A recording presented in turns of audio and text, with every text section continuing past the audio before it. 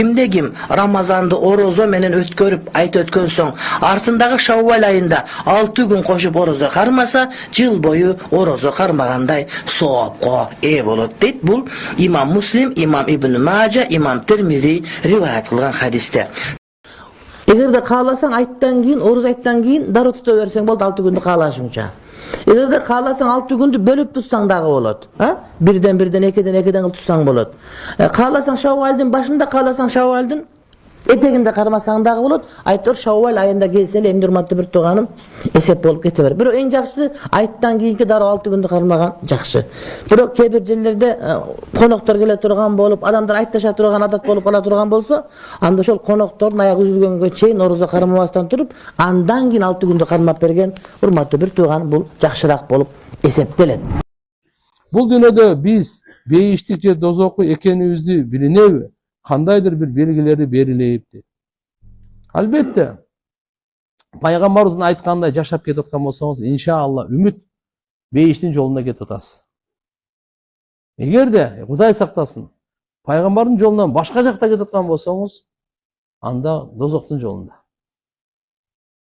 Акыйкатын Алла билет, акыбетін Алла билет. Иннаман амали бил хаватим дейт. Амалдардын бардыгы акыркысы эске алына деген да. Ошо дүйнөдөн өтөрүндө акыркы ошол күндөр, жашоонун акыркы күндөрү эске алынат. Жашоонун акыркы сааттары эске алынат. Акыркы сааттарда, акыркы күндөрүндө машалла тоба кылып, намаз окуп, Алладан кечирим сурап, оңолуп кеткен болсо машалла. Кудай сактасын, акырында айныса жаман да. Адам ооруп калганда айыкканга чейин күнөөлөрү кечирилип турабы. Мурда эгерде бул иманда, жакшы амалда жашоосун өткөрүп турган болсо, эми ооруп калды, айыкканга чейин күнөөлөрү кечирип турат эмес, ошондо эле баарды кечирилип калат.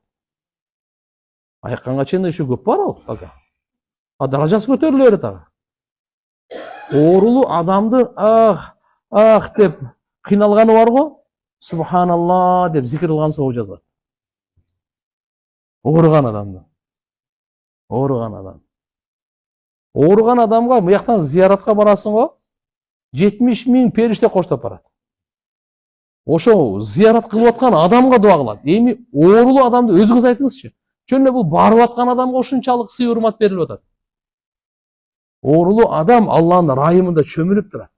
Дуасы мустажаб. Оорунун да фазилети чоң. Кандай десеңиз, бунун дуасы кабыл болот. Аллага жакын болот. Текеберлиги жана башкалары сынат. Бул жөндөн жөн сынбайт да булар.